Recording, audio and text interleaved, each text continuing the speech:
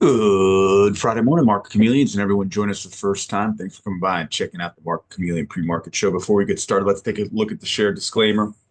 Be aware that neither Market Chameleon, Dimitri, or myself are registered investment advisors or a broker-dealer. If you're searching for investment advice, please reach out to a licensed professional. This show is for informational purposes only concerning Market Chameleon tools and products. With that, good Friday morning, D. Good morning. Well, how are you? Great. Hopefully everyone's having a great holiday season. The next 2 weeks are going to be spotty with holidays, people out, everything going on. So just bear with us. And thanks as always, Dee, for putting on these webinars for the Chameleon community. Yep, thank you. Yep, welcome everyone. And I think today we'll cover an options trade idea in Nvidia. We'll just look at the option trade ideas that were filtered out from our screeners, and there's just like a quick lookup if you're just looking for any quick starting points that for an options trade idea. We're going to go review that today in Nvidia. And if you come to Market Chameleon and you type in the stock symbol in the search, you go here Nvidia, you'll come to this summary page over here on the left hand side. And on the menu under options, click on that and you'll see trade ideas. Click that and you'll come to this page where you see these trade idea cards. I'm going to close this menu to expand the screen. And in these cards, what we'll see is there are different option strategies. You could do a simple call or put. You could have a spread, like a calendar spread, or vertical spread, or butterfly, iron condor. And if you wanted to search through by strategy type, you could click here on this window and it'll present you with different option strategies to select from. The default is it doesn't look at any particular strategy. It looks at the top three by edge and then presents those top three cards. Of course, if you want to go in there and select your preferred strategy, you could do that in here.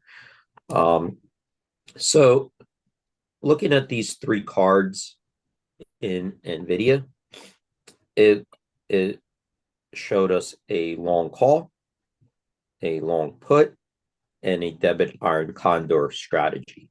So of course, that option strategy has to align with your particular outlook. If you're long a call, that's a bullish type of strategy. Long put is bearish. Debit iron condor, you're looking at a volatility players and moving away beyond certain strikes.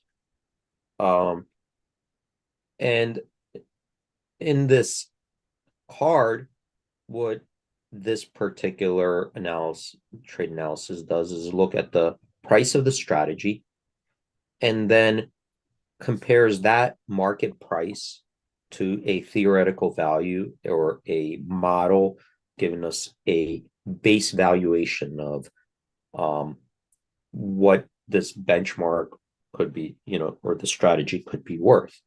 And when we analyze financial assets, it's one of the first things we do is try to compare the market price to a theoretical value or a value based on some type of reasonable inputs, very similar to if you're going out and we did this example and you're going to take out a mortgage on a house or get a loan on some kind of investment, either real estate investment or business investment. Well, the bank is going to, what are they going to do? They're going to, one of the things they do is appraise it.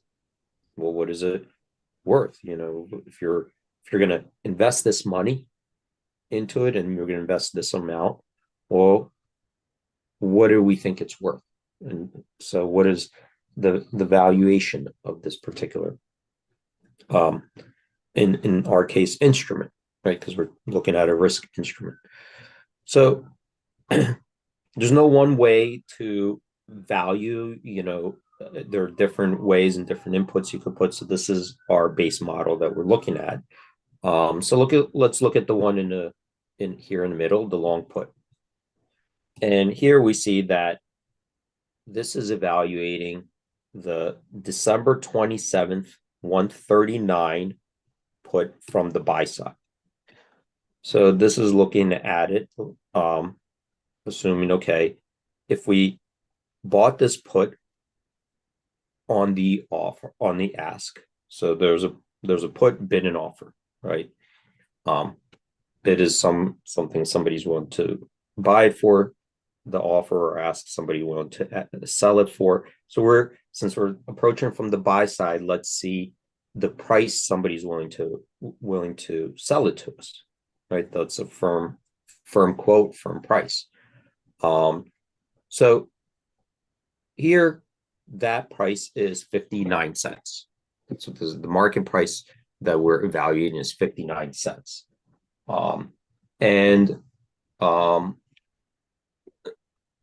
Now that we know that the market price, what do we think a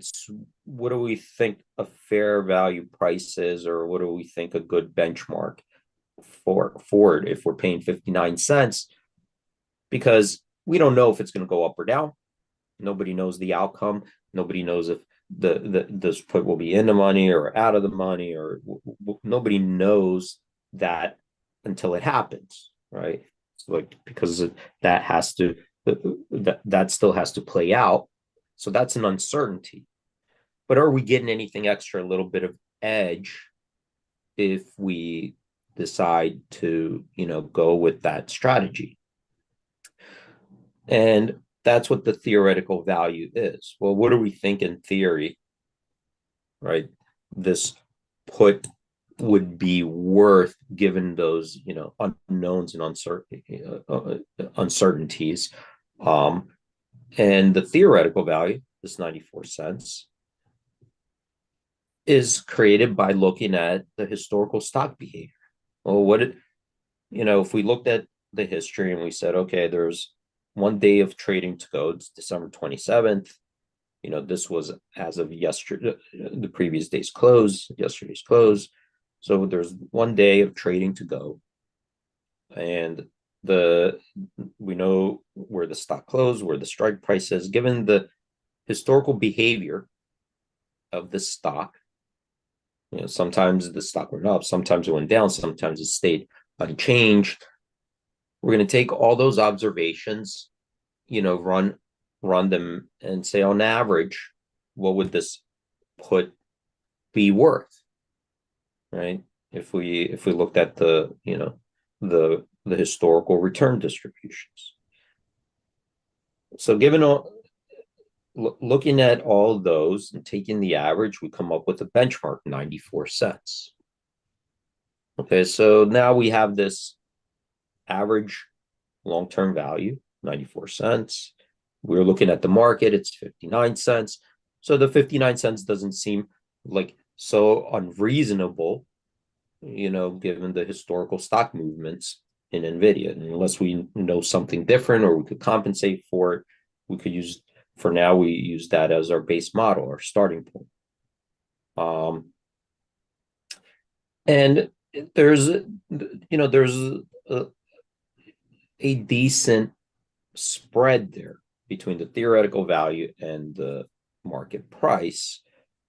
And if we looked at it in percentage terms, it's a 59% edge, right? So that's a decent amount of deviation from its average price. It's on the low end. And that's the theoretical edge. Now, the average itself could get skewed higher because we had a big move to the downside, or an outlier, or a couple outliers, which could happen in stocks, and we see these observations. So another statistics, an analytic we could look at is, well, if we looked at our historical observations and we wanted to figure out what is the probability of making a profit if we did this spread at 59 cents, right? So let's assume we do this spread at 59 cents, and we know to make a profit, it has to move by a certain percentage for this put to be in the money and cover this 59 cents, right? And more. So we looked at historicals and said, oh, show me the percentage of our observations that the stock historically, behaved the way we needed to behave in this instance. So that is 31%. Okay, so 31% of the historical observations, the stock moved or behaved in a manner would have made this particular strategy profitable, moved it by a big enough percentage that this would make sense and result in a profit. So, it's not a big percentage, but it's not very small, 31%. It happens almost one third of the time. Historically, it happened, and you could see the difference between the average price and the market price is pretty significant here. Now, if we are interested, let's say, well, this looks maybe interesting, maybe that lines up with my outlook. It could fit into my overall risk portfolio. Maybe I have long exposure and I need some hedging, and I have short Vega, or so this may fit into your overall risk management, right? Either your outlook or your risk management. Because you have two things going on when you're trading. You're looking for trade opportunities, and you're also looking for ways to manage your risks, smooth out your risks at good opportunities. Doesn't necessarily even have to be for the purpose of because you think it's gonna the stock's gonna go lower. It's just a way to offset some of the risk that you're carrying in your overall portfolio, right? Just like if you buy let's say you own a piece of rental real estate, right? You bought it as an investment so you could rent it out, you could cash flow. Well, part of what you're doing is managing some of that risk. For example, you might buy flood insurance. You might buy insurance against losses due to whatever could be involved, liability, fire, all this. So you're buying this insurance, and that's because you need to manage the risk of your overall investment, your overall portfolio. Sometimes you're buying it knowing that would be a cost that you might not even want to, cash out, right? You might not want that to happen, and but you need it to protect some of the risk that you're carrying. It could be insurance, it could be opting into going and renting it out over in a year-to-year lease versus going and trying to rent it out seasonally or doing it through like Airbnb, where you want to smooth out that the level of inoccupancy. So all the stuff you're managing your overall portfolio, right? So this could even fit into that. Now, and it looks like a reasonably uh, priced option so far, given at least our base model, right? And if we find anything else to handicap, we could handicap it, right? So let's say we are interested in that, but we want to look at it further. Okay, we got these initial stats, looks good. Let's analyze it even further. So to do that, we could go to the options chain, populate the strategy, and run another trade analysis. And to make it easier, you see where it says options chain here. If you click on that, it will take you to the options chain and populate this leg. All right, so if it was a spread, it would populate the spread, but just to make things easier. So let's go ahead and do that. I'm going to click on options chain here, this button. Click on that. You see a new window pop open, and this takes us to the Nvidia options chain. So here we go. This is the options chain. It's on the December 27th expiration. And you could see here, it already loaded up this strategy for us to run an analysis, run a trade analysis. So you could see December 27th put, 139 put. So it's right here, 139 put, 57 bid, 59 offer. So it looks at it from the buy side, buying December 27th put, the 139 put for 59 cents.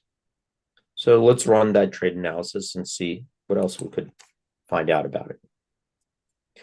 So when we run that analysis, now we get more, stats to look at. And up top, we're going to first look at this price. We're going to compare the price versus a baseline theoretical values. So now we have two theoretical values to look at.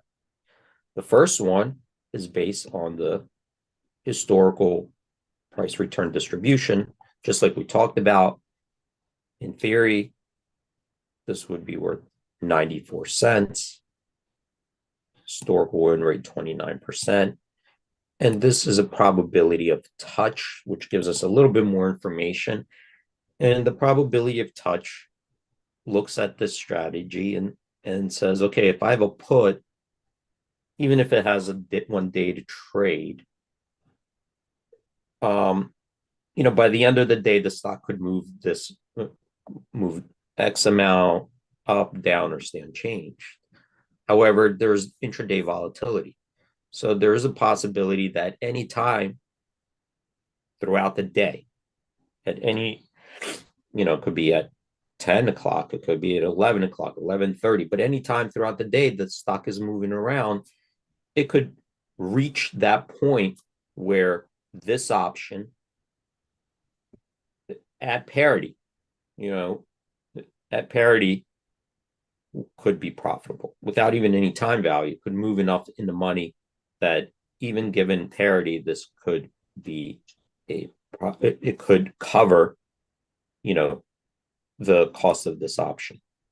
So how often does that happen? So that could be a higher percentage, right? If it happens at least 30% of the time, let's say by the end of the day, well, given the intraday volatility, it could even happen more often, right? Because by the end of the day, it doesn't necessarily mean the stock finishes on a higher low, right? It could have been lower and then come back up.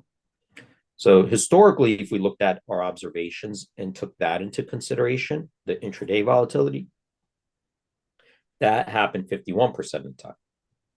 So 51% of our observations historically, this could have the stock behavior moved in a way that at least it touched the point where this option at 59 cents would have been profitable.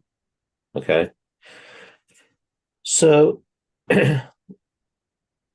that is looking at the historical stock behavior. What about looking at it from a different perspective? Let's say we didn't look at it from the actual stock behavior, but from the implied volatility of what the options premium look like at this moment in similar circumstances.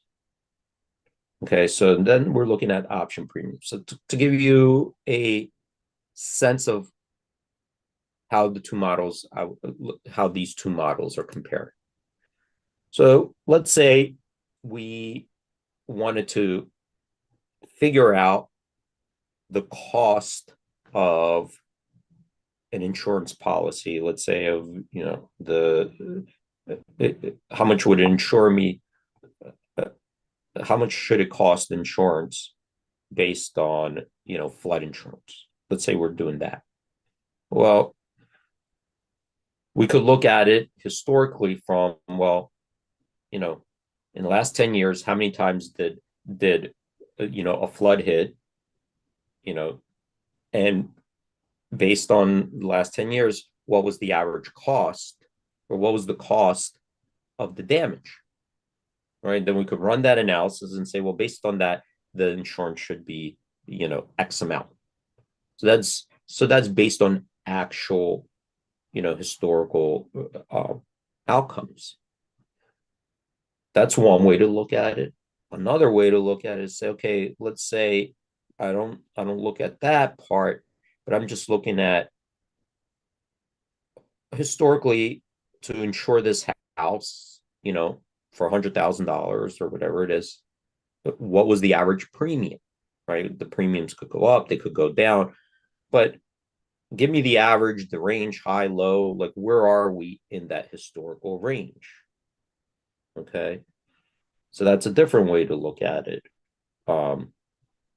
Because maybe in the last 10 years, there weren't any incidents of it, and, knock on wood, but what is the average price of insurance? So that's what this is kind of looking at. It's looking at the option prices, the implied volatilities, and then it says, okay, if I use the historical implied vols, is the premium on the high end, low end, where is it next to its average? So on average, if we use the historical implied volatilities, this option would be around 99 cents. So you could see with the market price 59 cents, it is below. It's on the lower end of the average, below the average. What if we looked at it from another perspective and said, okay, instead of the average, what if we took all our observations and sorted it from highs to lows? Right. So if the implied vol was high, this is what the cost of the option would be at the highest, the next highest, all the way to the lowest. And then we took our observations. Let's say there was 100 of them, 200 of them, whatever this is, and we chopped it in half.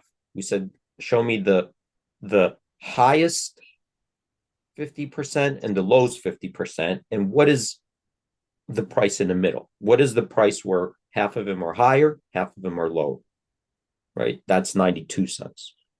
So you could see that we are in the lower end of that historical range.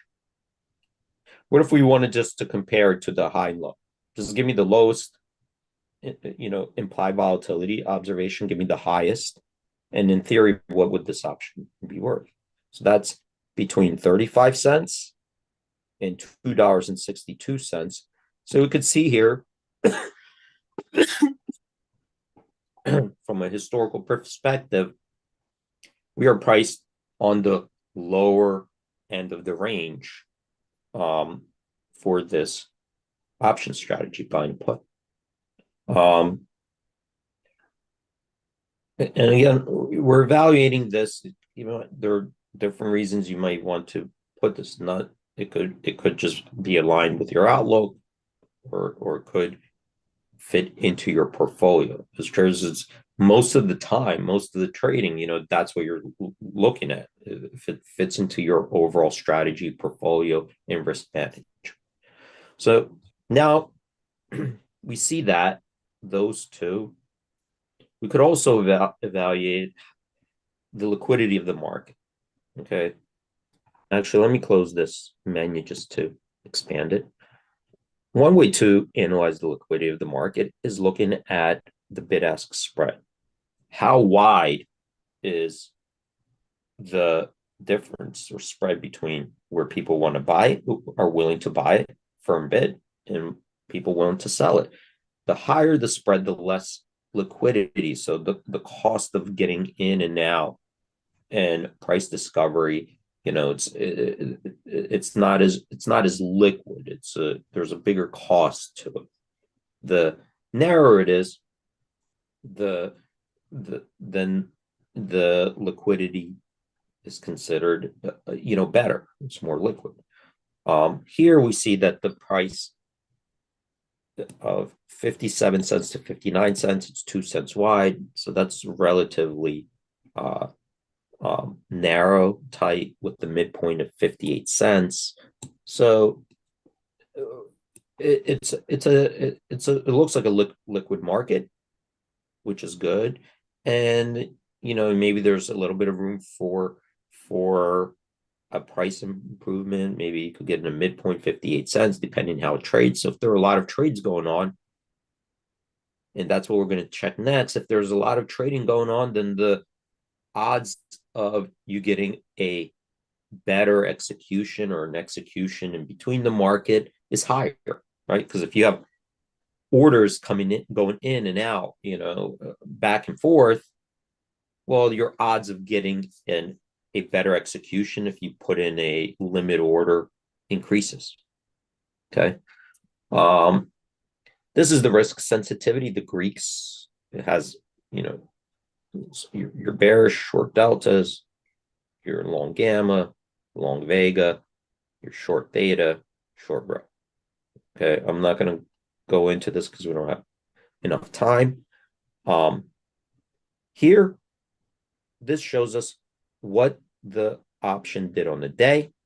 So if we just tracked the midpoint of the option, keep in mind when we look at option values are they're derivatives, so they change over time as the stock moves, as the decay and implied volatility moves. So the option value is changing even when we don't have trades in the options. The option, it's derivative, so its value is derived from something, and it'll move around even though there are no particular trades that are pushing it around. So we track it by looking at the midpoint of where people are willing to buy it and sell it at that moment. And that's what this is tracking, how it performs. You could see it went as high as over $1.75 at one point during the day, and then it looks like it closed almost at the low. So this is the range, as high as 186, as low as 52 cents. This is the median. This is the average. So it started out 94 cents, ended at 58 cents, down 36 cents on the day. That's looking at the value. Then the other liquidity measures, how did the spread look like? So here we don't even see it was very tight, so we don't even see the bid and the offer lines. It's very close to the midpoint, which is good. And we could see the highest the spread was 4 cents, the lows is a penny, median a penny, average a penny, last 2 cents. So it's actually pretty, it gets the spread between the bid and offer, looks like it tends to be a penny wide, which is pretty good. That's that's the we don't have sub penny quotes, so that's the tightest legally could get. And finally, this is the payout diagram. So this is what it looks like at expiration. So you could see here, it's a bearish outlook as the stock prices are here, P&L's here. So as the stock goes lower, this profit goes higher, long put. So I'm going to stop it there, Will. That was just a quick trade analysis of a put idea in NVIDIA. Yeah, that was awesome. We actually did have there was a large conversation amongst the chameleons about asking ChatGPT, and actually most of them think ChatGPT is the weakest of the platforms to ask questions to, but they use Perplexity, I guess the Google product, some other Yeah. products relative to asking questions about options, which is pretty interesting. Okay. They're talking about it, but Grok is another one. Uh, Copilot. Yeah, it's interesting that people are asking questions, not getting really specific answers, but are asking questions about options to Oh, the nice. Okay. large language learning models. So that's pretty cool. But thanks for sharing that with Yep. us, chameleons. Thanks for the show, D. That was awesome. Yep. People who joined us for the first time or our regulars, please a thumbs up. Remember to follow us so you get alerted to all of our videos. Great job as always, D. Thanks, everyone. Stay safe out there. Have a great trading day. Have a great weekend. And I think I'm off on May 30th. Well, I have something to do, so I'm You not mean going to be here on December Monday. 30th? I mean December 30th. So sorry, December 30th. I think that's Monday. actually Tuesday. So we'll be Is here that Tuesday? Monday. Yeah, Tuesday. Wait, Monday's the 30th. Tuesday's the that 31st. right. So Wednesday's the first. Monday. So All right. Monday we will be. All Monday's right. the So 30th. Monday we'll be off. We'll have a show on the 31st and probably be off the first, maybe the second. But anyway, so we'll see everyone on Tuesday. Have a great weekend and a great start to next week's trading week without us, and we'll see you on Tuesday. Great.